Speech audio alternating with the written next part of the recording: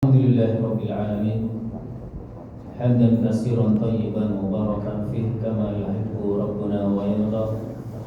Asyhadu an la ilaha illallah Wa asyhadu anna Muhammadan abduhu wa rasuluh.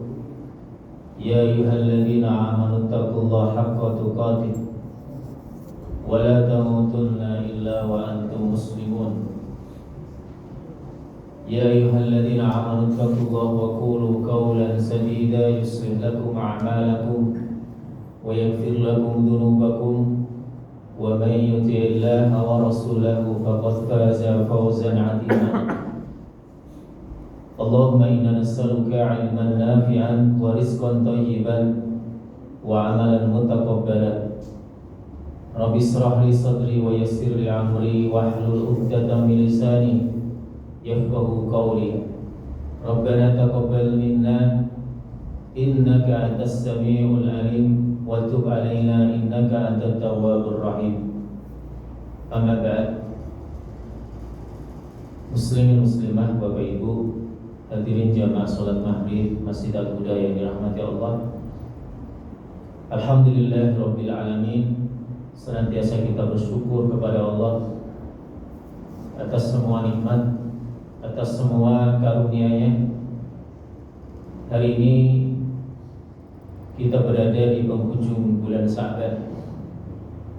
Mudah-mudahan di sisa hari Sya'ban ini Allah Subhanahu wa taala senantiasa melimpahkan kebaikan, mencurahkan keberkahan dan rahmat-Nya untuk kita semua.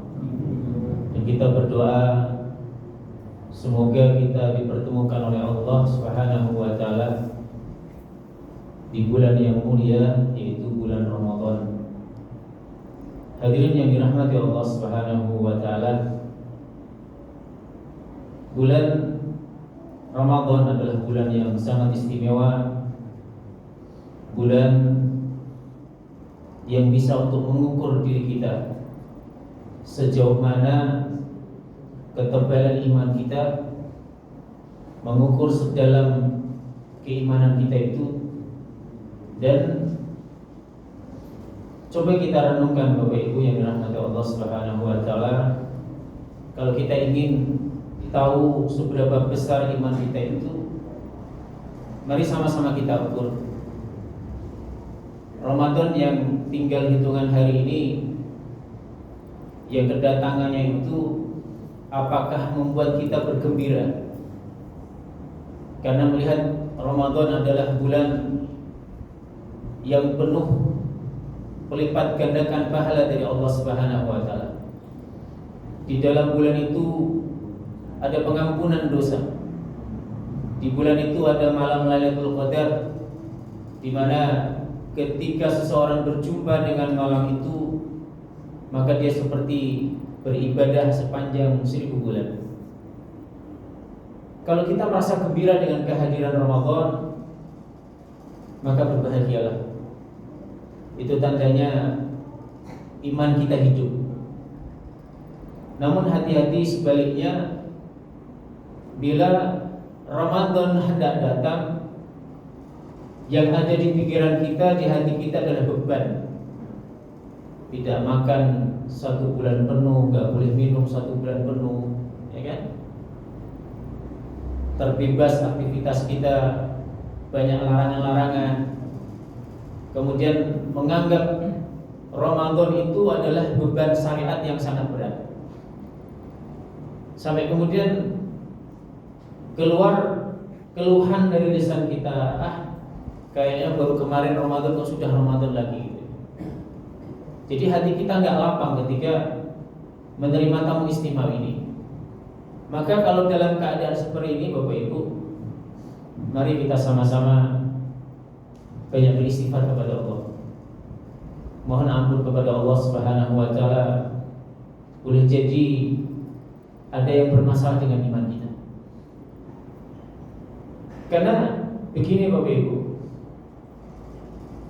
kalau kita ini dari mulainya sudah salah, maka nanti di tengah Ramadan kita juga akan salah. Dan tentunya ketika Ramadan berakhir, kita tidak akan mendapatkan apapun kecuali hanya rasa lapar dan haus saja. Termasuk ketika kita membaca surah Al-Baqarah itu ya, ayat 186 itu, ketika Allah menjanjikan tentang doa kita akan dikabulkan oleh Allah Subhanahu wa taala. Kemudian begitu Ramadan berakhir, kok doa saya kok nggak dikabulkan oleh Allah ya? Maka jangan sekali-kali menyalahkan Allah Subhanahu wa taala. Salahkan diri kita. Boleh jadi satu, iman kita yang bermasalah itu, sehingga ibadah yang kita lakukan di bulan Ramadan itu menjadi sesuatu yang mubazir. Kemudian yang kedua, masih banyak maksiat-maksiat yang kita lakukan di bulan Ramadan yang itu mestinya kita hindari dan kita jauhi. Kemudian Bapak Ibu yang dirahmati Allah Subhanahu wa taala, di pertemuan yang lalu kita sampaikan bahwa Ramadan Nabi yang hanya 9 kali sepanjang hidupnya itu mampu merubah kondisi bumi yang dulunya jahiliyah menjadi bumi yang bercahaya. Kemarin kita sampaikan dari 124.000 jumlah sahabat Nabi, itu 20.000-nya adalah para pemimpin bumi, Bapak Ibu. Ya. Kemudian 20 diantaranya adalah mereka adalah seorang mujtahid. Ya. Itu hasil dari 9 kali puasa Ramadan. Maka kenapa hari ini kita yang sudah, mohon maaf, berpuasa lebih dari 50 tahun itu belum menghasilkan karya di Ramadan yang pernah kita jalani ini? Sebagian ulama mengatakan bahwa ini adalah kesalahan definisi kita terhadap puasa. Jadi itu Pak. Kalau para salafus saleh, generasi sahabat Nabi itu menganggap puasa Ramadan itu adalah sesuatu yang bisa dinikmati, Pak. Bisa dinikmati betul. Mereka bisa qiyamul lail, itu bahkan pernah diceritakan mereka hampir kehilangan waktu untuk sahur. Itu saking panjang qiyam mereka itu di bulan Ramadan. Hari ini kalau ada imam yang bacaannya panjang gitu ya, bisa dipastikan kita mengeluh. Maka Bapak Ibu, sekali-kali memang kita harus dipaksakan gitu ya. Ya sekali-kali datang ke Masjid Agung gitu ya. Ya coba dicoba. Satu malam 1 juz gitu ya. Seberapa kuat kita gitu ya. Seberapa kuat kita. Gak harus sebulan penuh. Mungkin dicoba dulu 1 bulan 1 kali gitu ya. Dinikmati betul sampai kita merasakan, oh ternyata nikmat ya. Mendengarkan bacaan Quran di malam Ramadan itu nikmatnya luar biasa. Kemudian Bapak Ibu yang dirahmati Allah Subhanahu wa taala,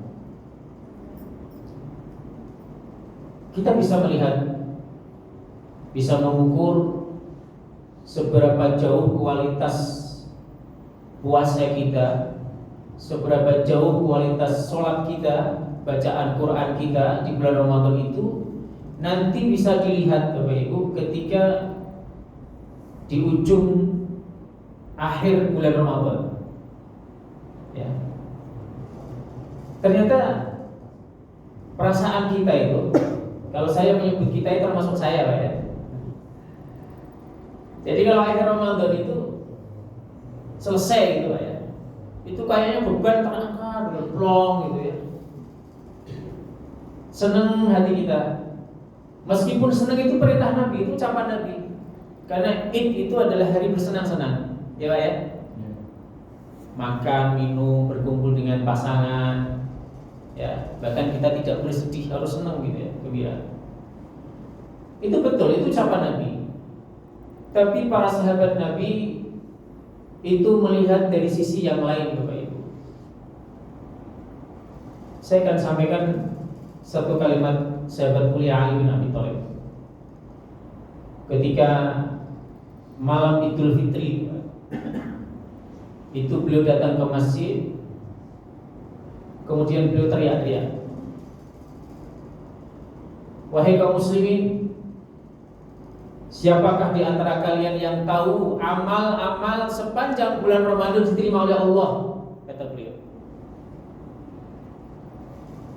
Kalau kalian tahu bahwa amalan kalian diterima di sisi Allah Subhanahu wa taala, maka saya akan mengucapkan selamat, kata beliau. Tapi bagi mereka yang tertolak amalannya di bulan Ramadan ini, Ali bin Abi Thalib mengatakan, saya akan mengucapkan bela sungkawa.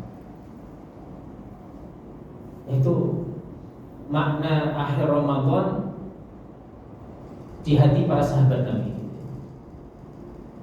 Apakah kekhawatiran itu muncul di hati kita ketika bulan Ramadan ini berakhir? Apakah kita yakin amal ibadah kita itu diterima sisi Allah Subhanahu wa taala atau justru tertolak? Dan mohon maaf, ada fenomena yang sering terjadi di masjid-masjid kita. Mudah-mudahan di Masjid Al-Huda tidak terjadi, Pak ya. Mudah-mudahan.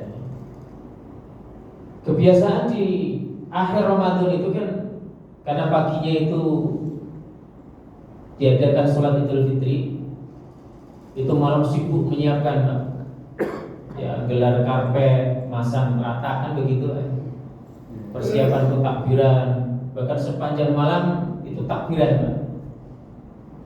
Tapi yang membuat kita prihatin adalah ketika di sholat subuh itu orang-orang yang semalam sibuk mempersiapkan sesuatu itu nggak kelihatan batang hitungnya di masjid. Padahal itu adalah sholat subuh yang wajib. Yang semalam sibuk dirikan teratak tidur, itu maknanya orang tidak tahu memberikan prioritas mana yang saya kerjakan dulu, ataukah wajib atau sunnah.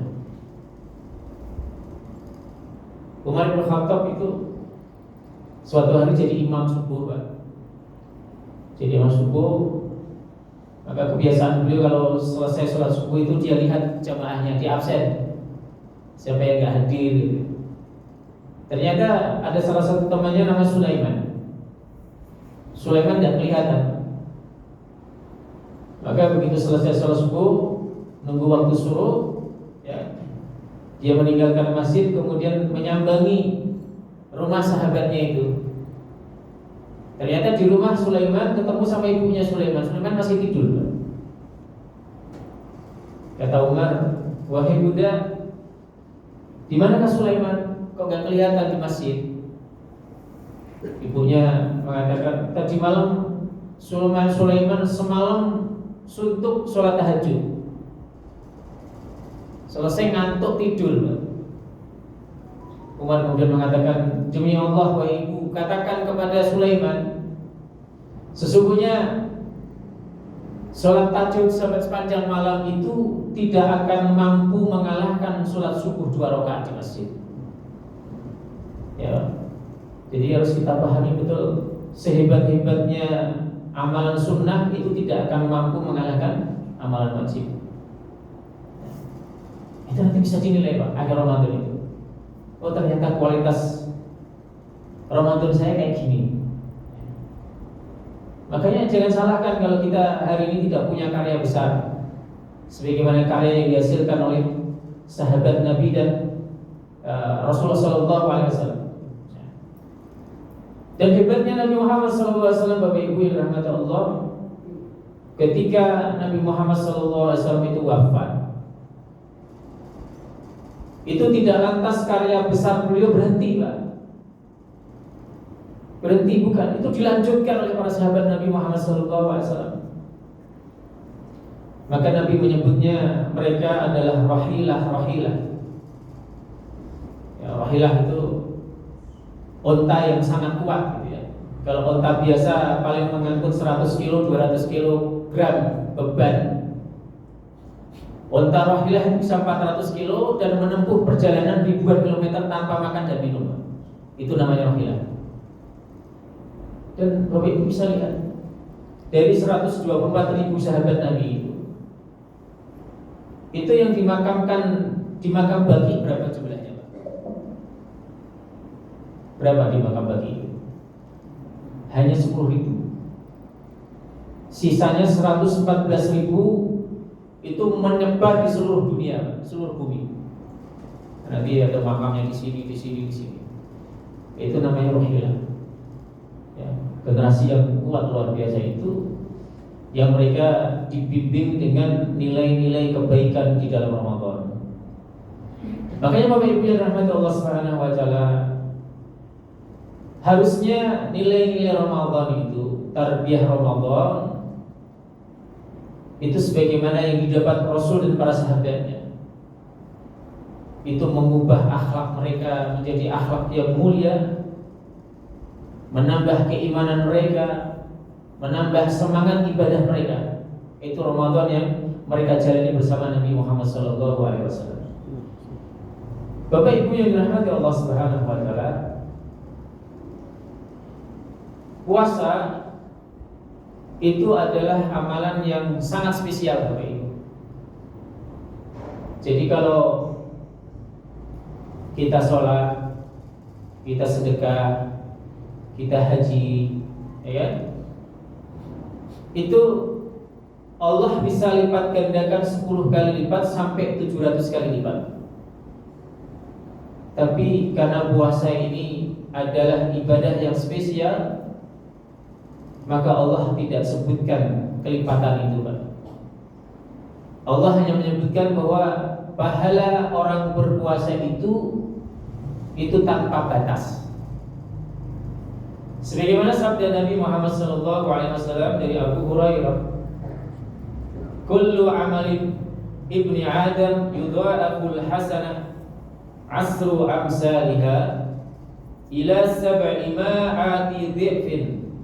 Qala Allah azza wa jalla, "Ila as-sawma fa innahu li wa ana azzi bih yad'u sahwatahu wa ta'amahu min ajli lis-sha'im farhatun inda fitrih wa farhatun idza liqa'i rabbih wa la khulufu fihi adyabu indallah min rihil misk."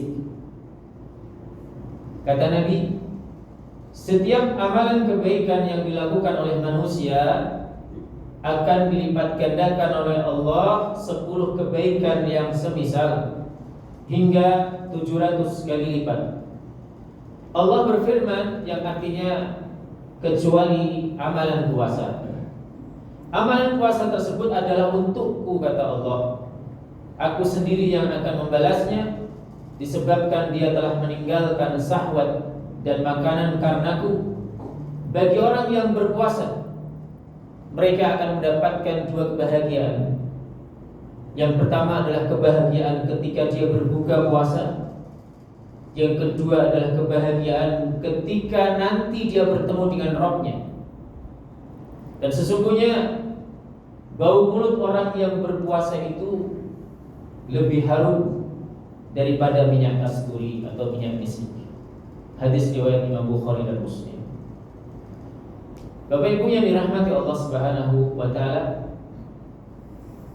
kenapa amalan puasa ini, Bapak Ibu, itu tidak dibatasi pahalanya? Apa kira-kira penyebabnya? Kenapa tadi sholat itu disebutkan pahalanya, haji disebutkan pahalanya, sedekah disebutkan pahalanya, tapi kenapa puasa itu tidak disebutkan secara jelas gitu ya? Imam Rajab Al-Hambali beliau mengatakan, karena orang yang menjalankan puasa itu mereka sedang menjalani ibadah kesabaran. Dan sebagaimana firman Allah Subhanahu wa taala, "Innama yuwaffas sabirun ajrahum bighairi hisab. Sesungguhnya hanya orang-orang yang bersabarlah yang mereka itu dicukupkan pahala tanpa batas. Ya. Jadi ternyata di dalam ibadah puasa itu mencakup 3 kesabaran. Yang pertama adalah kesabaran untuk menjalankan perintah Allah, menjalankan ketaatan kepada Allah Subhanahu wa taala. Ingat Pak ya? Yang puasa, ayo puasanya yang khusyuk, sholatnya yang khusyuk, baca Qur'annya yang khusyuk, kan begitu. Kemudian yang kedua, kesabaran dalam meninggalkan larangan-larangan Allah. Mata tidak boleh melihat sesuatu yang diharamkan oleh Allah. Jadi yang puasa tidak hanya perut saja, Pak ya. Tangan juga harus berpuasa, pendengaran berpuasa, mata harus berpuasa.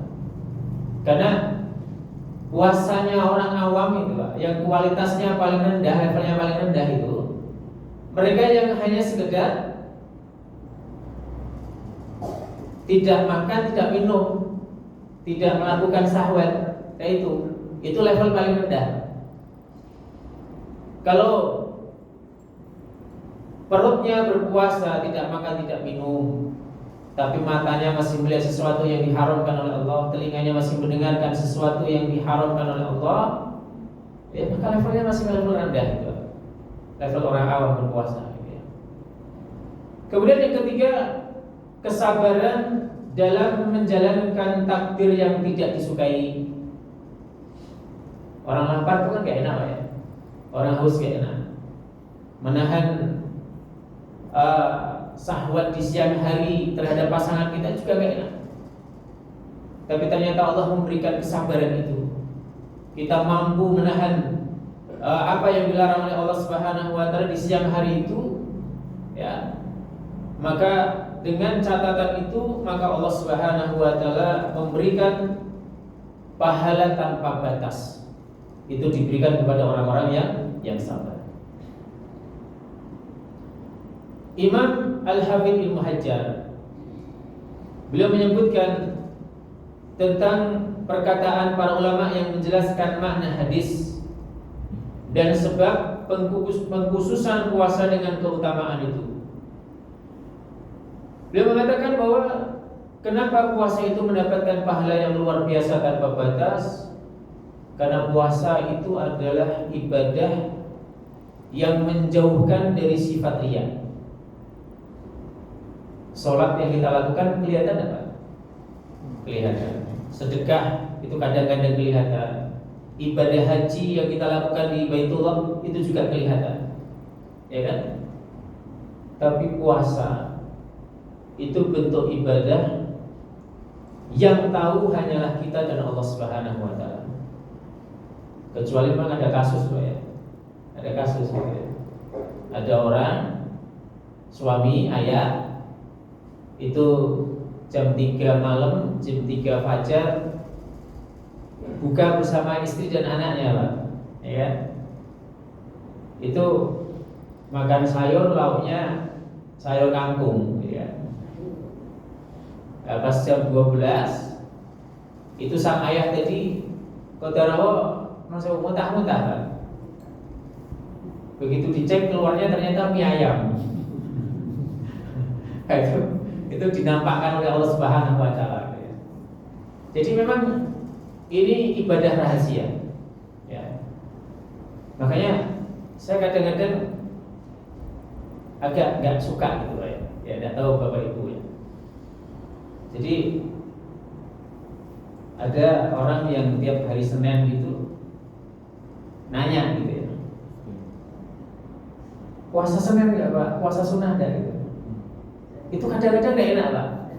Kita mau jawab ya, takut riya gitu kan. Ibadah ini saya sembunyikan kok, saya harus. Tapi kalau ngomong enggak, bohong juga dosa, nggak boleh gitu ya. Ya sudah, ya. Puasa itu latihan kita untuk menyembunyikan amal. Sholat itu sudah nampak, haji sudah nampak. Maka kita harus punya amalan yang harus kita sembunyikan. hanya kita dan Allah yang tahu gitu ya. Ya nggak usah merepotkan, itu kan merepotkan orang Pak ya. Puasa dari merepotkan orang gitu. Ya, mau jawab iya takut pamer, mau enggak bohong gitu ya. Jadi tidak enak gitu ya. Maka dulu ada siapa itu, salah satu cicitnya Nabi Ali Zainal Abidin Pak.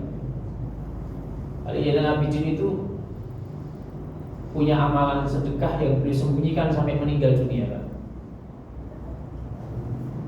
Saking dia tidak pernah menampakkan sedekahnya itu, masyarakatnya sampai menduga Pak, Ali Zainal Abidin itu orang yang bakhil, karena orang nggak pernah lihat dia memberikan sedekah ke orang lain, nggak pernah lihat. Bahkan sebagian saudaranya mengatakan Ali itu adalah orang yang punya hobi menumpuk harta, tapi beliau nggak peduli.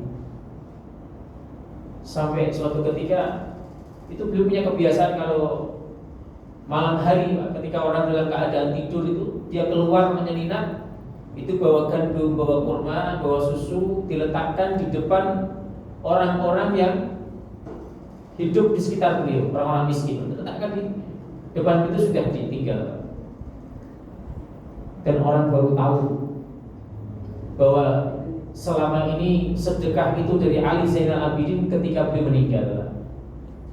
Begitu Ali Zainal Abidin meninggal dunia, ini bantuan yang selama ini mereka terima kok nggak ada lagi. Dan alangkah kagetnya mereka ketika Ali ini dimandikan. Itu di dua bahu beliau ini, orang Jawa bilang kapalan, karena beliau angkat sendiri, insya Allah. Jadi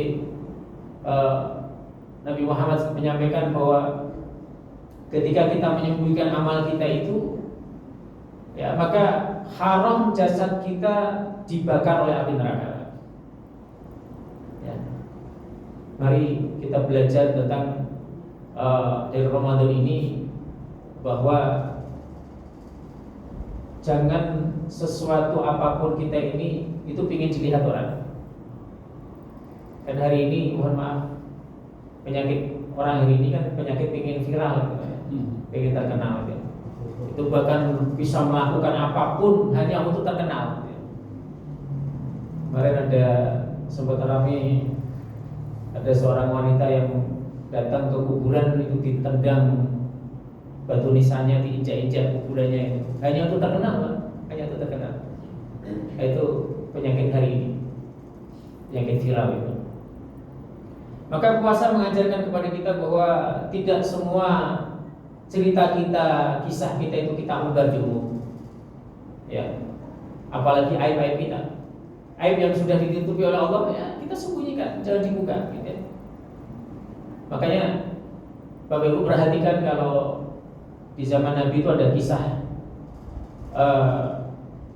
seorang sahabat yang mengaku berzina itu kan, minta dirajam gitu oleh Rasul. Ini ada hikmahnya. Ternyata rajam itu pilihan terakhir Pak. Jadi kalau seseorang berbuat zina, tidak ada yang tahu kecuali dia dan Allah Subhanahu wa taala, itu kata Nabi sebaiknya disembunyikan. Karena itu adalah kasih sayang Allah.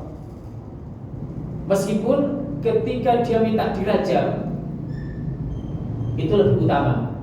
Itu lebih utama. Karena di dunia itu dosa-dosanya langsung dihapus Pak. Artinya dia tidak punya tanggung jawab lagi di akhirat. Tapi Rasul memberikan solusi dengan kasih sayangnya. Kalau tidak ada saksi yang melihat, hanya kamu dan Allah yang tahu, maka sembunyikan. Itu ditutupi oleh Allah. Tapi kalau memang dia khawatir akan berbuat zina lagi, maka dia bisa datang ke pemimpin untuk dirajam. Tapi kalau dia yakin dia bertobat dengan sungguh-sungguh dan tidak mengulangi perbuatan zinanya, maka apa yang ditutupi oleh Allah ditutupi sudah. Jangan diceritakan ke orang lain. Ya. Bapak Ibu yang dirahmati oleh Allah Subhanahu wa taala. Saya ingin bacakan 4 hadis Nabi. Dan Bapak nanti coba direnungi Pak. Kira-kira rasa apa yang kita dapat gitu ya dari 4 hadis Nabi ini? Yang pertama, man shoma Ramadan imanan wa ihtisaban ghufira lahu ma taqaddama min dhanbihi. Barang siapa yang berpuasa bulan Ramadan dikarenakan iman dan ihtisab, dia mengharapkan pahala dari Allah, maka dosa-dosa yang lalu akan diampuni oleh Allah Subhanahu wa taala. Itu hadis pertama. Hadis yang kedua, man qama Ramadan imanan wa ihtisaban ghufira lahu ma taqaddama min dhanbihi. Barang siapa yang qiyam di malam Ramadan, salat di malam Ramadan dengan iman dan mengharapkan pahala dari Allah, maka dosa-dosanya akan diampuni oleh Allah Subhanahu wa taala.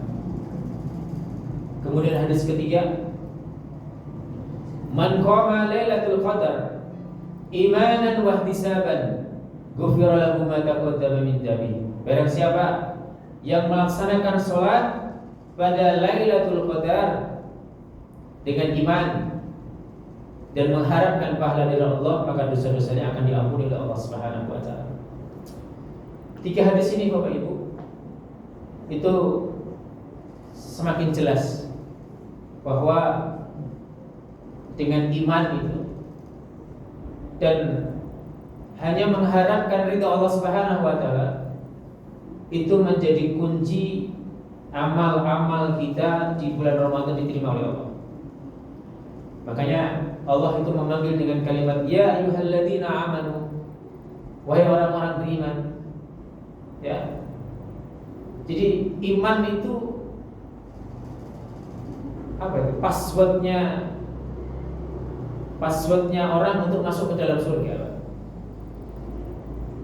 Ada orang yang punya banyak kebaikan di dunia, tapi dia tidak punya iman, maka kebaikannya itu tidak akan memberikan manfaat kecuali manfaatnya hanya di dunia saja.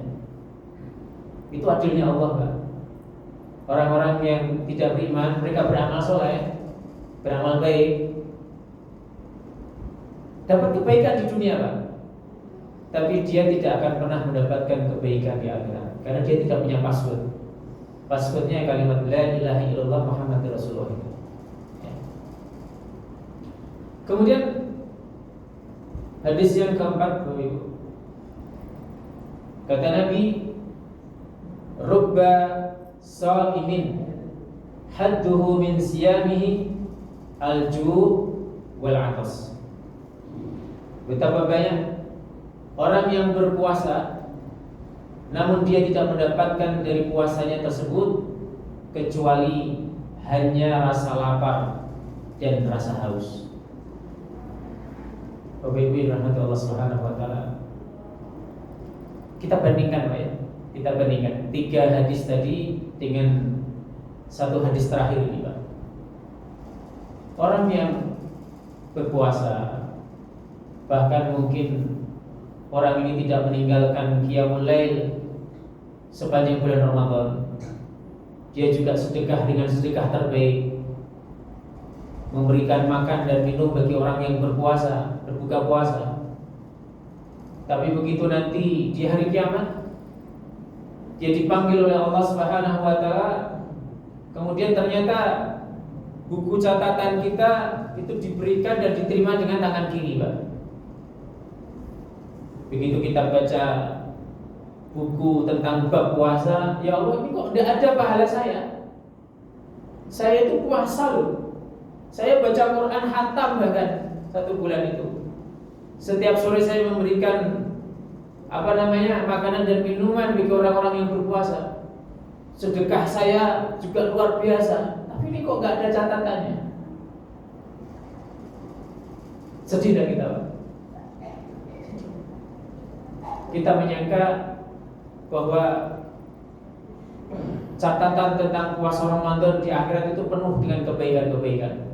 Ternyata begitu dilihat kosong, tidak ada catatannya. Maka apa yang menyebabkan puasa kita itu hanya menghadirkan rasa haus dan dahaga saja. Puasa kita mubazir, Pak. Para ulama memberikan beberapa poin kenapa puasa kita itu menjadi puasa yang sia-sia. Ya. Meskipun puasa kita diterima, artinya kita tidak diwajibkan untuk qadha, Pak. Tapi tidak ada pahalanya. Tidak ada pahala sama sekali. Yang pertama adalah kita berkata dusta di bulan Ramadan. Para ulama menyebutnya sebagai azur. Ya. Orang yang suka bohong, suka berdusta. Dari Abu Hurairah, "Man lam yada' qawla zur wal 'amala bih, falaysa lillahi hajjatun fi an yada'a ta'amahu wa syarabahu." Barang siapa yang tidak meninggalkan perkataan dusta tapi dia malah mengamalkannya itu, maka Allah tidak butuh dari rasa lapar dan haus yang dia tahan.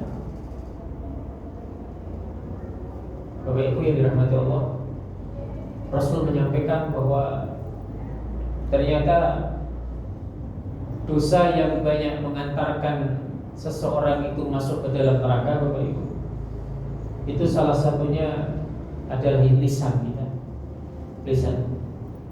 Bahkan perkara lisan ini itu Allah sampai kaitkan dengan iman kepada Allah dan iman kepada hari akhir. Kan Nabi mengingatkan, "Man kana yu'minu billahi wal yawmil akhir falyakun khairan aw la yasmut."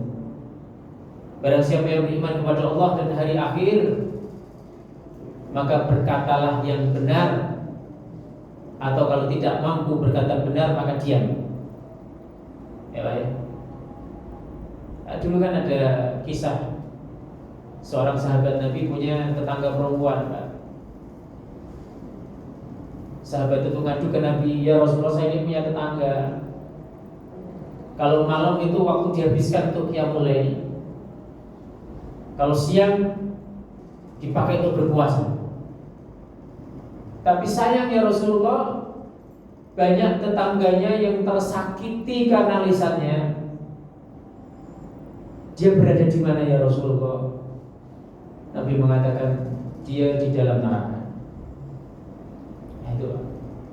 Jadi termasuk nanti apa itu ya? Berkata rafat. Rafat itu sesuatu yang berbau pornografi. Ya, insya Allah Bapak Ibu tahu ya, nggak perlu saya jelaskan. Itu sesuatu yang keji gitu ya. Mohon maaf, mungkin kita menceritakan pengalaman jima kita misalnya di bulan Ramadan, tolong ya dihentikan betul. Itu dijaga betul lisan, jangan sampai kita mengatakan sesuatu yang azur tadi, yang dusta. Kemudian perkataan rafat tadi. Termasuk perkataan lohu itu apa itu? Sesuatu yang sia-sia gitu kan. Bukan sesuatu yang mudarat, bukan. Enggak ada artinya gitu ya. Jadi kalau kita mengatakan itu ya tidak dapat dosa dan juga enggak dapat pahala. Tapi sampai dikatakan ini bulan puasa loh. Jangan sampai lisan yang kamu keluarkan itu perkataan yang sia-sia. Ya. Termasuk mohon maaf, kita ini kan sudah lama berpuasa, sudah banyak mendapatkan ilmu tentang puasa banyak itu ya. Termasuk di dalamnya adalah hadis tentang tidur di bulan puasa itu. Tidur di bulan puasa itu adalah ibadah gitu ya. Itu sebagian ulama bahkan mengatakan itu hadis dhaif, atau sebagian lain mengatakan palsu. Ya. Tidur boleh Pak, tapi ketika kita sudah letih, kelelahan, ketika baca Quran, kemudian kita tidur dalam keadaan tidur itu jadi ibadah Pak. Atau kita takut keluar rumah, ya, membicarakan sesuatu yang tidak baik, ketemu teman, ya Allah nanti kalau saya ketemu si fulan itu pasti ngerasani, menyebar aib orang lain, kadang memfitnah orang lain. Saya tak tidur aja nggak keluar, itu jadi ibadah. Tapi kalau sepanjang puasa itu tidur terus ya, eman betul. Ini bulan yang Allah muliakan, bulan yang istimewa. Jadi jangan sampai amal kita itu amal yang biasa saja. Amal kita harus amal yang istimewa. Sudah Isa? Baik, Bapak Ibu yang dirahmati Allah, ini adalah pertemuan terakhir sebelum nanti insya kita bertemu di bulan Syawal. Mari kita sama-sama belajar kembali tentang fikih Ramadan, ya, dalami betul amal-amal apa yang harus kita lakukan di bulan Ramadan, supaya ketertinggalan kita di zaman dulu itu bisa kita raih, Pak, di sisa usia kita. Kita harus berkomitmen betul, termotivasi betul. Mudah-mudahan ini adalah Ramadan terbaik kita, karena belum tentu kita nanti ketemu di Ramadan yang tahun akan datang. Kita pastikan sungguh-sungguh betul, kita siapkan betul agar kita mendapatkan berkah, ya, yang keberkahannya itu lebih baik daripada Ramadan yang pernah kita jalani. Mohon maaf apabila ada salah dan khilaf. Subhanallahumma wa bihamdika asyhadu an la ilaha illa anta astaghfiruka wa atubu ilaik. Wassalamualaikum warahmatullahi wabarakatuh.